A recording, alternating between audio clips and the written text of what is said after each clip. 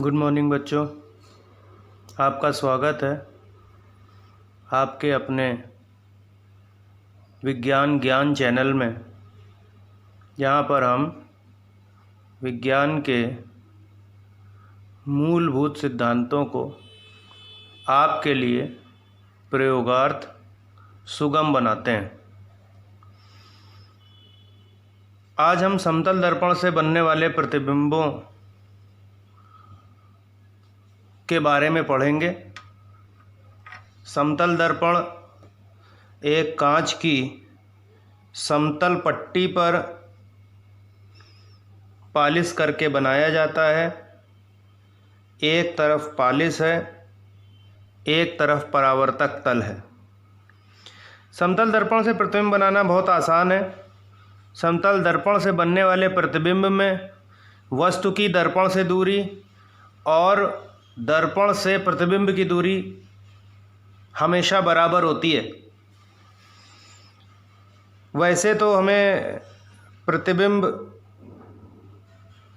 एकदम बराबर दूरी पर बनाना चाहिए, लेकिन फिर भी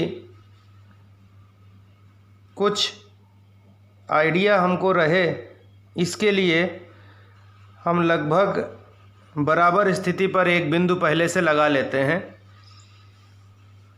ध्यान रखिएगा, हमारी वीडियो का मुख्य उद्देश्य चीज़ों को आसान बनाना है आपके लिए, इसलिए हम कभी कभी आपको कुछ छोटी ट्रिक भी बताएंगे। आपतित किरण इस बिंदु स्रोत से समतल दर्पण पर पड़ती है और परावर्तित होती है। अब हमें क्या करना है, यहाँ पे परावर्तन के पश्चात आपतन कोण और परावर्तन कोण के मान सदैव बराबर होते हैं और हमें दर्पण के पीछे इस किरण को एक टूटी रेखा से बढ़ा लेना है। ध्यान रखिएगा, दर्पण के पीछे जब भी हम कोई किरण को आगे बढ़ाते हैं तो हमें हमेशा टूटी रेखा का प्रयोग करना होता है। अब हम एक और किरण लेंगे और उस किरण को इसी प्रकार दर्पण पर आपतित कराएंगे और जब वह दर्पण पर आपतित हो जाएगी तो परावर्तित करा करके उसको पीछे की तरफ बढ़ाएंगे।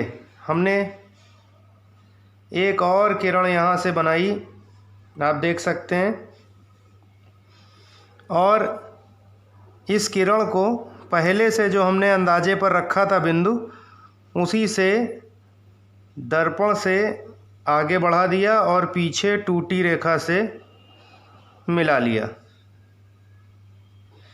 इस प्रकार जब आप यहाँ पर देखेंगे तो आपतन कोण का मान अपने आप परावर्तन कोण के बराबर होगा। ये हम लोगों ने अभिलंब खींचे हैं जहाँ से हम आपतन कोण और परावर्तन कोण की पैमाइश करेंगे। तो हमारे परावर्तन के नियम भी बिल्कुल सुस्पष्ट हैं और ये जो बिंदु आया है ये इसकी इमेज बन गई है, ये इसका प्रतिबिंब बन गया है।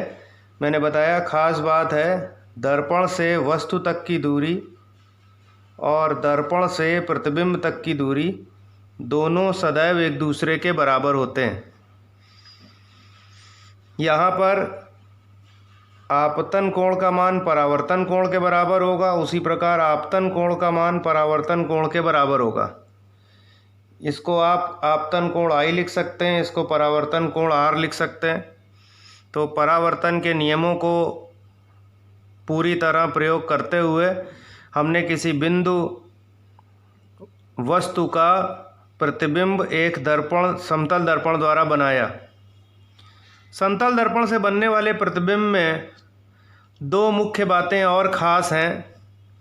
सबसे पहली बात, किसी भी दर्पण से बनने वाला प्रतिबिंब हमेशा दर्पण से वस्तु तक की दूरी और दर्पण से प्रतिबिंब तक की दूरी को बराबर रखता है। ये पहली इम्पॉर्टेंट बात है। दूसरी बात, यदि हम अपनी ऊंचाई का प्रतिबिंब अपनी पूरी ऊंचाई दर्पण में देखना चाहते हैं तो हमें कम से कम अपनी आधी ऊंचाई के बराबर ऊंचाई का दर्पण लेना होगा।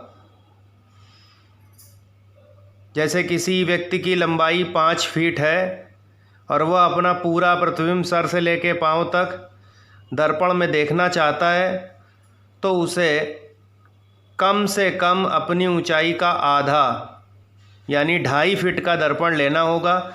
एक निश्चित दूरी पर जाने से उसे अपना पूरा प्रतिबिंब दर्पण में दिखाई देगा।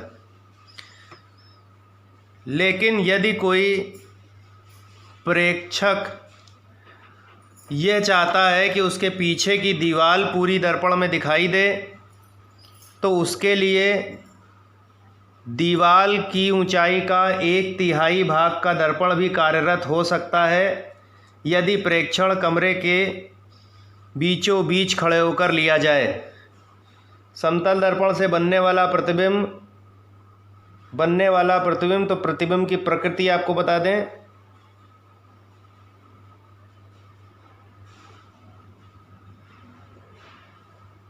यह प्रतिबिंब हमेशा आभासी होता है।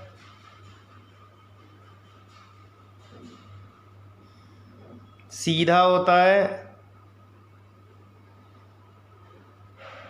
आभासी, सीधा, वस्तु से आकार में बराबर,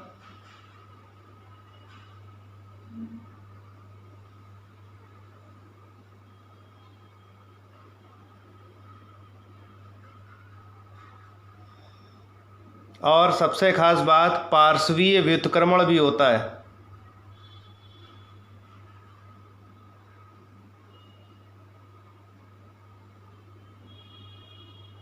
जिसको अंग्रेजी में लैटरल इन्वर्जन बोलते हैं।